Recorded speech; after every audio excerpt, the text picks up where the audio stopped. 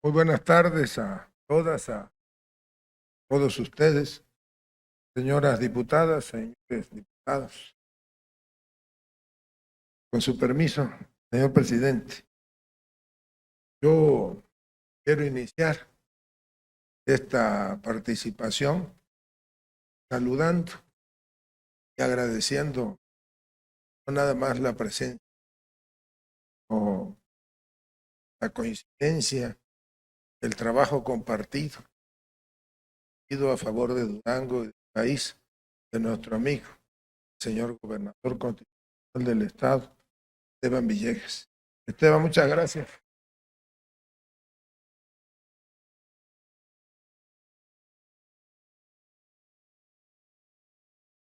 Hace rato,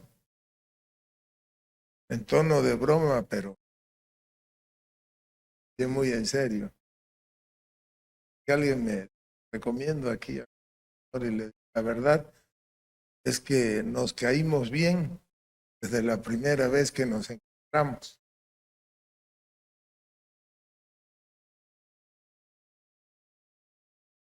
Y esto, pues en realidad, desde luego que es una política, es de caernos bien, de hacer amigos, estar siempre en las coincidencias. Pero en el caso de Durango y de Esteban, hace ya 2 días antes de la toma de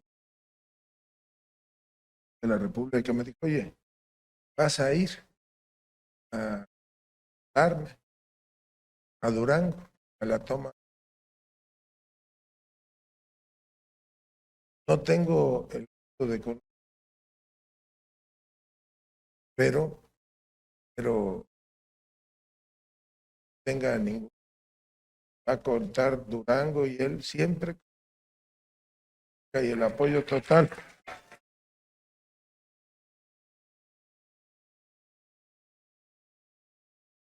El apoyo total del gobierno federal. Y yo le agradezco. A veces es difícil.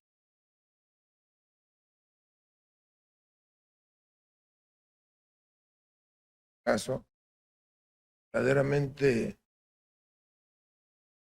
agradezco todo el apoyo. Le agradezco también el que particularmente ahora él haya sido el que más es que se tango, porque esta es una etapa nueva, una etapa distinta. La vida nunca antes alguien había dado la importancia.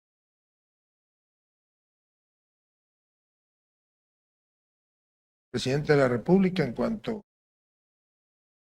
estaba aprobando esta iniciativa de reforma constitucional, ¿no?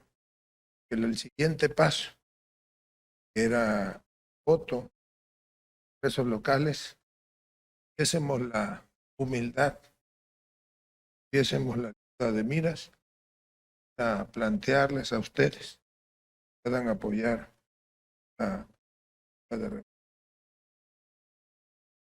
Es parte de compromiso. Está convencido de que el diálogo debe de ser permanente. Me comentaba, oye, hoy lo dijo, sí, que ir Cámara de Diputados, Cámara de Senadores, o no se nos olvide el constituyente permanente, no nada más integra el Congreso de la Unión, integran las legislaturas locales, 32 congresos estatales.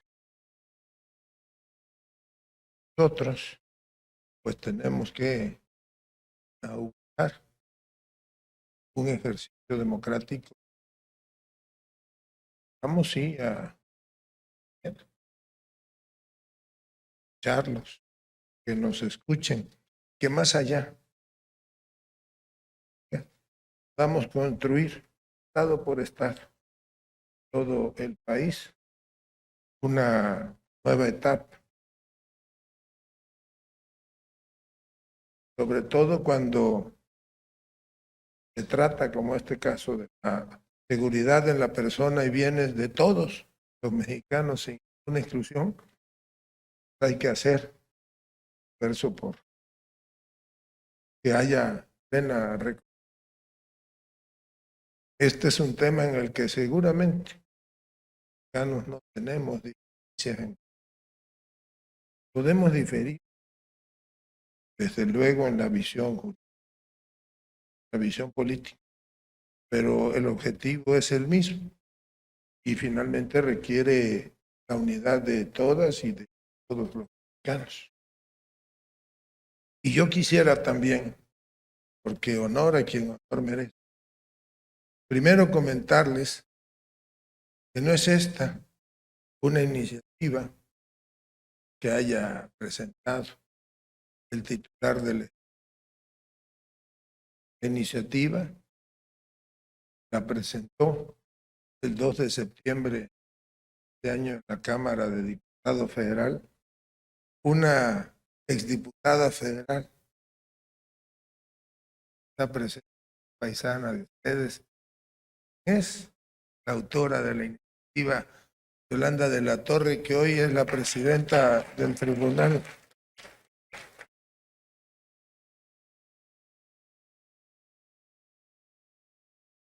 Ya le dije que le voy a cobrar regalías porque ahora ando haciéndole publicidad en todo el país.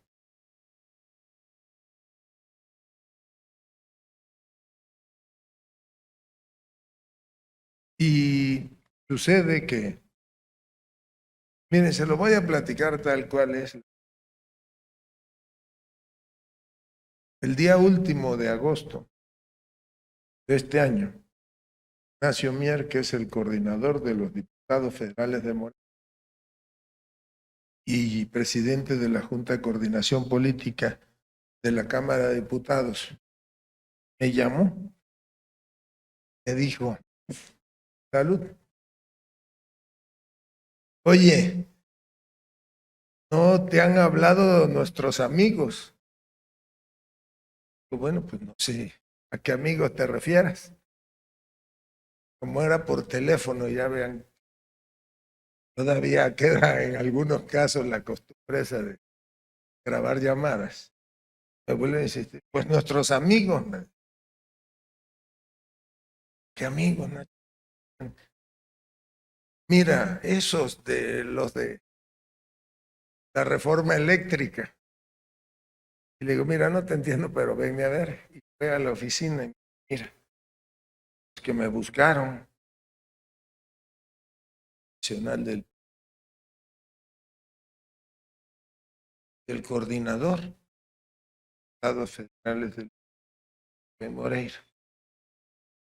Y me hicieron el planteamiento de intentar construir una forma constitucional en el tema de la Guardia Nacional. Le pregunté, ¿y en qué consiste la reforma? Mira, es muy simple.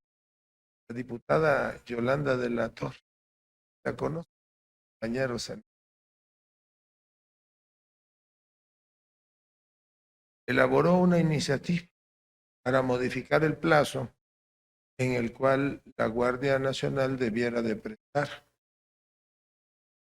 tareas de seguridad pública en todo el país, plazo que fenecía en marzo del 2004.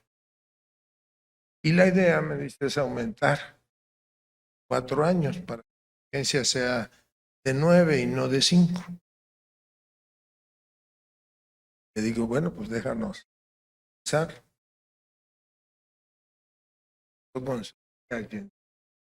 Darse esas cosas.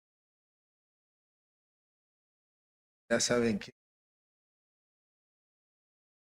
mira, histórico, la diputada está haciendo y lo que están proponiendo. Esa iniciativa hay que hacerla nuestra, hay que apoyarla con todo. No la pudimos hacer nuestra porque en realidad pues, quien debe de tener todo el reconocimiento, entonces, dada que la puso, e iniciamos la construcción de un acuerdo político que nos permitió que era la mayoría constitucional, porque la coalición Juntos Haremos Historia sí tiene una mayoría simple en la Cámara de Diputados, con la suma de los legisladores federales de Morena, del Partido del Trabajo y del Partido Verde Ecologista de México, pero no nos alcanzaban los números para la construcción de la reforma constitucional que requiere las 2/3 partes. Finalmente se votó por 2 votos arriba de los necesarios, se obtuvo la aprobación de esa iniciativa. De allí pasó a la Cámara de Senadores, que era en este caso la Cámara Revisor, y hubo que empezar de nuevo porque también ahí se requería la construcción de una nueva mayoría. Y a lo mejor ahí estaba un poco más complicado, porque sí habían cositas políticas, otras fracciones que nos dificultaban la construcción de esa mayoría. Se iba a votar una sesión y antes de que iniciara la votación de la comisión retiró la minuta del orden del día porque no alcanzaban los números, se quedaban cortos por uno para que pudiera ser aprobado. Bueno, pues se dieron a la tarea, iba yo a decir nos dimos, pero en estas cosas uno no debe de meterse. Se dieron a la tarea de construir la mayoría. Nuevamente, fueron 9 senadores del Partido Revolucionario Institucional y 1 del Partido de la Revolución Democrática, quienes hicieron una propuesta de hacer una adenda, y así le llaman cuando se pica la minuta y se le agregan algunos otros puntos.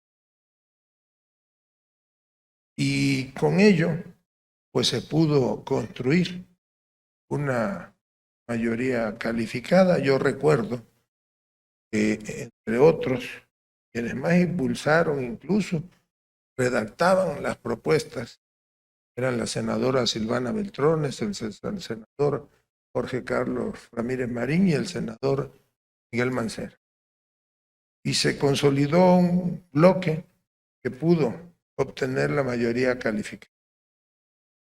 De ahí, pues regresó a la Cámara de Diputados, porque cuando se le hacen adendas o modificaciones a un dictamen, tiene que regresar a la Cámara de origen y que ellos decidan en votación si se aprueba o no, y ya ahí con una mayor amplitud, creo que con 8 votos de diferencia se obtuvo la mayoría calificada.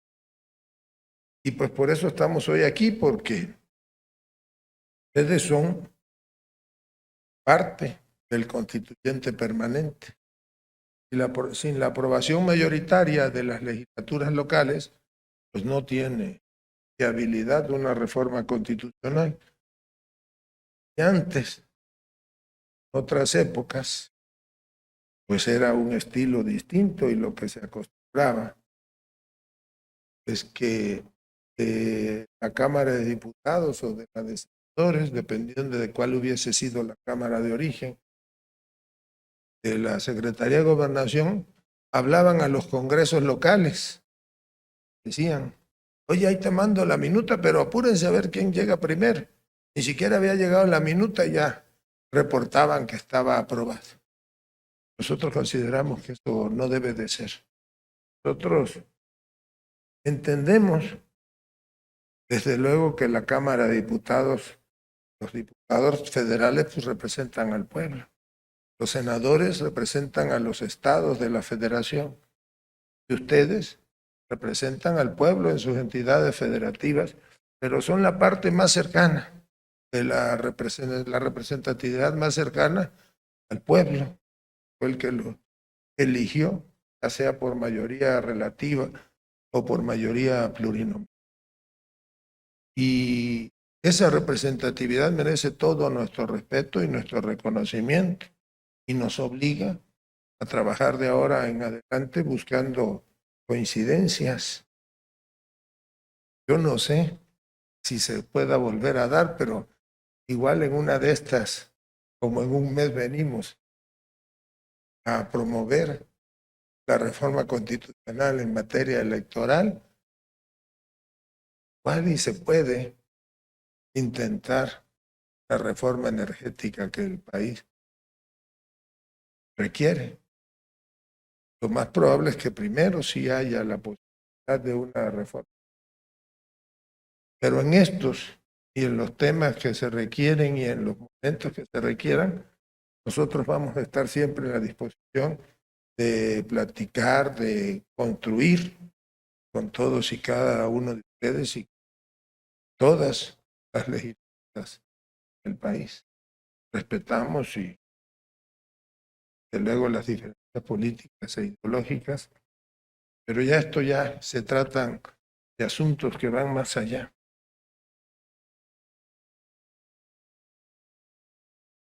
Trata del país. Y hoy este es el tema más delicado, porque recibimos un país muy complicado en materia de... Tenemos hoy municipios que no tienen policía. Estuve en San Luis Potosí el miércoles y me comentaba el gobernador Ricardo Gallardo. Ellos tienen 58 municipios. De los 58 municipios, me dijo que 12 no tienen policía municipal, que 5 tienen entre 1 y 5 policías municipales y que creo que 10, 15, 10 más 25 no tienen una sola patrulla. Y de esos 25, en 11 ni siquiera uniformes tienen esos policías. Pues así como vamos a ganarle la batalla a la inseguridad. Y en muchos estados enfrentamos también situaciones complicadas con los cuerpos de seguridad estatales, con seguridad pública. Y en este momento, pues no hay mexicanos mejor preparados, equipados, capacitados con una noción de orden como los elementos de las Fuerzas Armadas. Y en ellos, pues radica esta parte de la estrategia de seguridad pública nacional, porque primero hay que ir a recuperar los territorios. Yo entiendo el discurso, la posición de quienes dicen que no, que hay que darle dinero a los municipios y a los estados para que tengan las policías municipales. Y es cierto, se requiere desde luego recursos públicos para fortalecer las policías o para construir las policías. Nada más que, pues eso es algo que no podemos hacer por generación espontánea. No es de que hoy les decimos, ahí están, ahí está el dinero y de una vez pon enviar a 1000 policías en este municipio. No, no es asunto sencillo reclutar, capacitar a un policía civil. De entrada, nada más, si uno quiere reclutar policías, es un proceso que te va a llevar como unos 6 meses. Después viene un proceso mínimo de 1 año de capacitación, que vayan a la academia, universidad o instituto policial, dependiendo de cada estado. Después tienen que pasar los exámenes de control de confianza y ya están listos. Estamos hablando de que el término medio sería de unos 2 años y en tanto se les capacita, se les compra equipo y todo, pues ni modo que sigamos en esta situación. Y como les decía, la reforma constitucional de marzo del 2019 abrió la posibilidad de que la Fuerza Armada Permanente prestara servicios de tareas de seguridad pública, desempeñara tareas de seguridad pública a través de la Guardia Nacional, que fue un elemento de creación, o que se creó en esa época. Entonces, los legisladores no pensaron que el tiempo que se le puso para que la Guardia actuara y pudiese regresar a sus tareas ordinarias, o las Fuerzas Armadas regresaran a sus cuarteles, pues iba a ser insuficiente. Y apoyamos la iniciativa de la diputada Yolanda de la Torre también, porque eso nos los han cuestionado. Bueno, ¿y cuál es la prisa? Espérense hasta el 24 y ahí vamos a ver, y ahí sí podemos apoyar. Quienes no apoyaron. Nosotros creemos, nunca se lo escuché a la diputada Yolanda en la ocasión,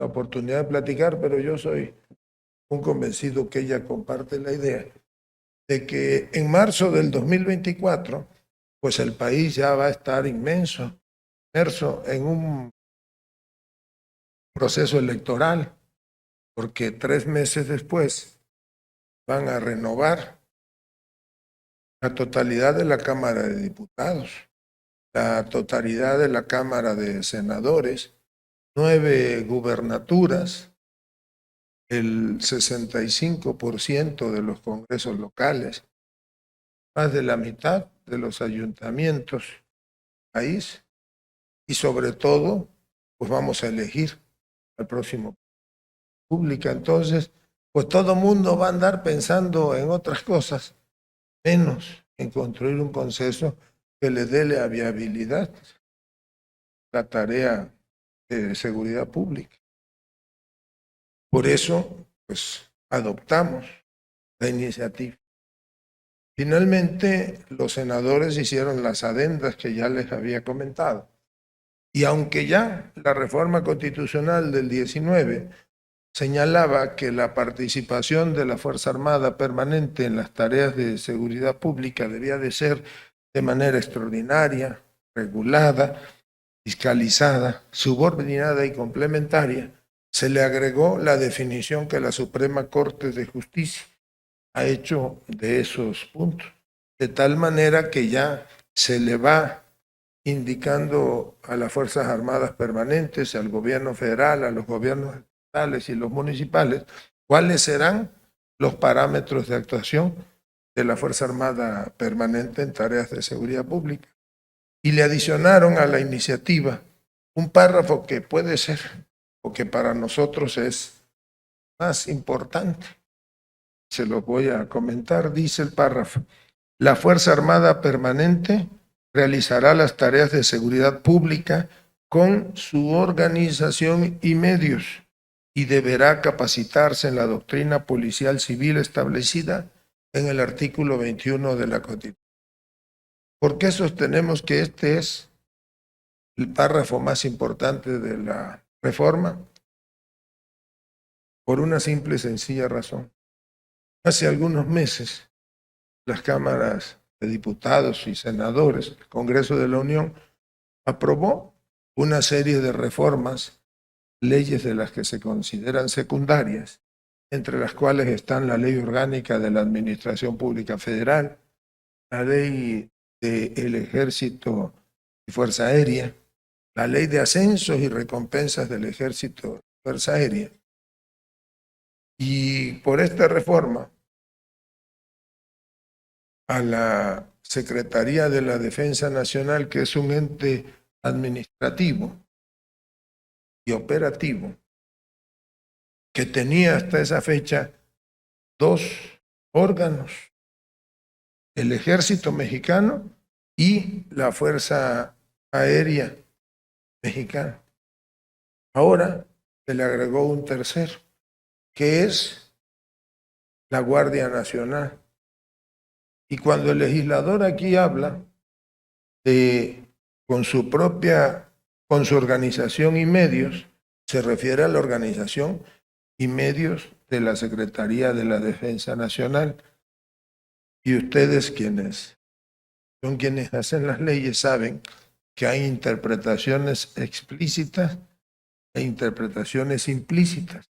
Y aquí, aunque no menciona a la Secretaría de la Defensa Nacional, implícitamente se interpreta que es ella la encargada, pues, de realizar las tareas de seguridad, porque la Fuerza Armada Permanente la integran las Secretarías de Defensa y la Secretaría de Marina. Pero el único ente administrativo organizada de esa manera, pues es la Secretaría de la Defensa Nacional. Esa es la organización a la que se refiere. Y los medios, pues son los recursos administrativos, financieros, humanos,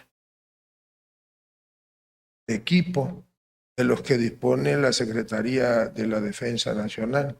Luego entonces, pues el actuar de la Fuerza Armada Permanente en tareas de seguridad pública, pues ya es un actuar constitucionalmente válido, ya no podemos controvertirlo a raíz de esta aprobación.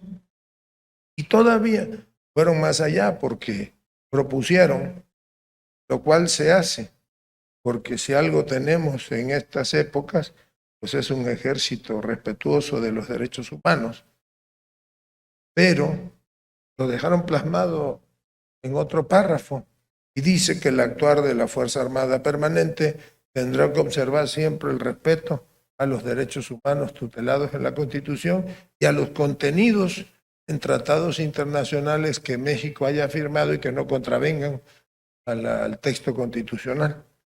Y todavía fueron más allá, a propósito de la intervención del presidente, porque le agregaron que tiene que ser también respetando las tradiciones de nuestros pueblos originarios, de nuestras comunidades indígenas y afroamericanas.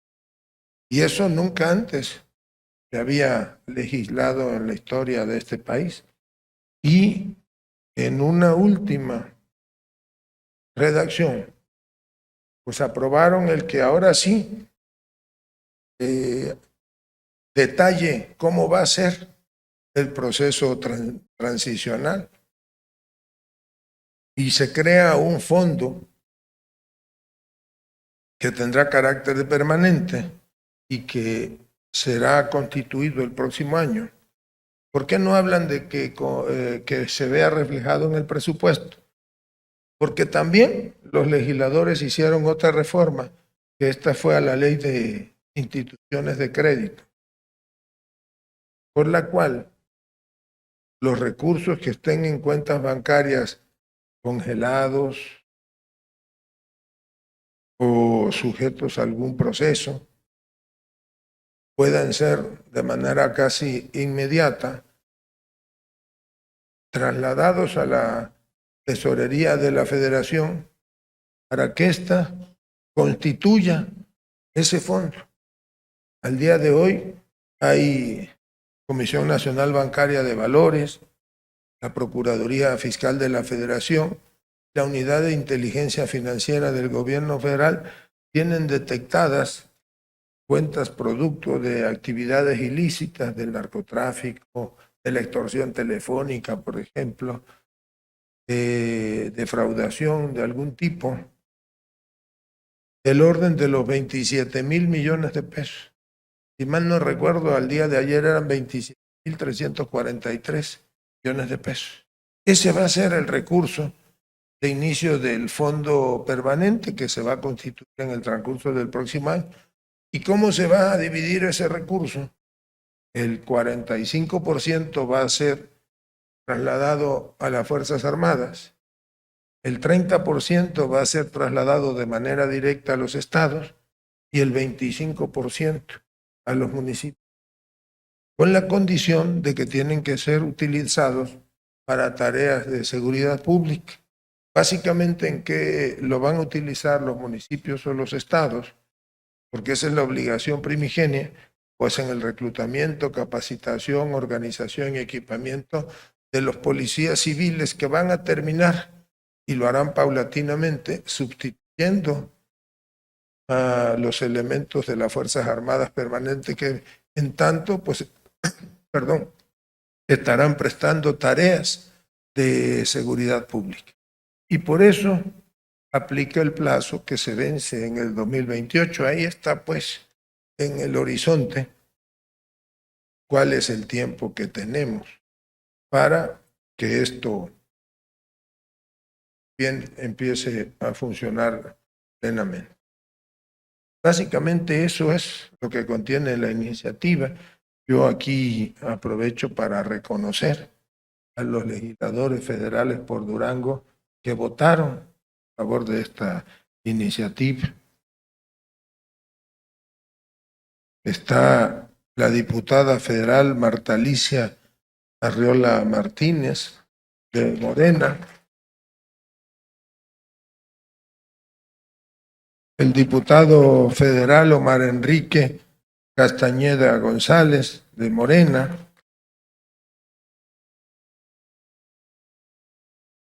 el diputado Mariano González Aguirre del Partido Revolucionario Institucional, que aunque no es nativo de Durango, fue electo por esta circunscripción, el diputado Ismael Alfredo Hernández Deras, que creo que tampoco es de Durango, pero también fue electo por esta circunscripción.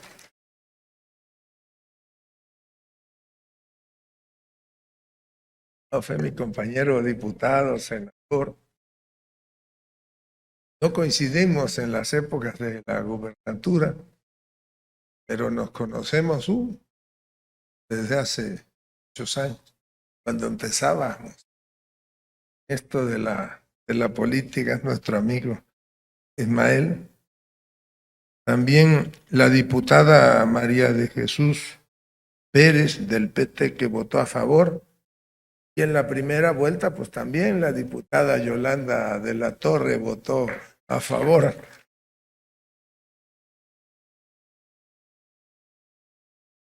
Y los senadores y senadoras de la República, pues Alejandro González Yáñez del PT votó a favor. La senadora que aquí nos acompaña, Lilia Margarita Valdés Martínez de Morena, también votó a favor.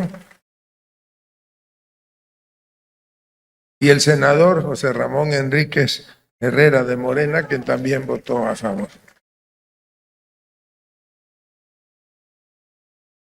Pues eso es lo que básicamente queríamos comentarles. Y yo los exhorto a que, pues es el momento de cerrar filas en torno a México. Aún los que no coinciden con esta reforma, que yo digo que no coinciden más por asunto político, otra cosa, estoy seguro que todos queremos un futuro donde todos podamos vivir en paz, donde nuestros hijos, nietos puedan salir libremente a la calle, a jugar, al parque. Miren, decían el otro día que ya nuestros hijos no es como nuestra época, ya no se van caminando a la escuela o agarran el camioncito, y ahora pues tiene que ir la mamá o la abuela o el papá a llevarlos a la escuela e irlos a buscar. Y también las mujeres trabajadoras que cuando regresan de la jornada laboral están con el temor de ser hadas o hadas, andan hasta con área. Bueno, eso pero tiene que hacerse con quienes son los más leales patriotas servidores de la nación, que hoy siempre han sido los elementos de las Fuerzas Armadas, el Ejército, los marinos de México. Y además, pues son un ejército de paz. Ellos, por ejemplo, pues no hubiésemos podido distribuir y aplicar un plan de vacunación donde se aplicaron 234 millones de dosis de vacuna. México es el sexto lugar mundial en cuanto a aplicación de dosis de vacuna, el sexto o el quinto. Y en México no se vacunó, por ejemplo, no quiso hacerlo por razón ideológica, religiosa o de... Pero todos los mexicanos tuvieron acceso a las dos dosis o a unidosis, dependiendo de la vacuna que hubiese correspondido de aplicación. Y cuando hay un desastre natural, pues ahí están los elementos del ejército mexicano. Y eso no quiere decir que el país esté militarizando. Es un ejército de paz. La última guerra, la que México intervino como tal, con desplazamiento de elementos del ejército mexicano o de la Armada de México, sucedió hace más de un siglo. Fue durante la Segunda Guerra Mundial con la participación del Escuadrón 201, pero de ahí en fuera nosotros no, ni estamos en guerra con los vecinos del norte y mucho menos con los del sur, ni estamos en guerra en el continente americano y menos en otras partes del mundo. México es juarista y es respetuoso y observante de la máxima juarista de que entre los individuos y las naciones el respeto al derecho ajeno. Entonces, pues esto no es la militarización. Esto es simple y sencillamente, como lo dije, pues que el ejército leal, patriota, ayude para recuperar la seguridad de todas y de todos los mexicanos. ¿A poco si alguno de los legisladores se siente mal, va a visitar o a consultar a un médico militar? ¿Eso significa que ya estamos militarizando la salud? Pues no, es lo mismo. Poco se piensa que se va a militarizar la seguridad pública cuando de lo que se trata es que nos ayuden a extirpar ese mal. Pues eso es lo que contiene la reforma. Yo les agradezco mucho el que nos hayan permitido estar aquí esta tarde. Les agradezco su paciencia para escucharnos. Pues los tabasqueños tenemos un tono de voz que por acá es muy raro escucharlo, pero pues decimos lo que sentimos y en lo que creemos. Muchas gracias de verdad a todas y a todos. Muchas gracias al señor gobernador. Gobierno de México.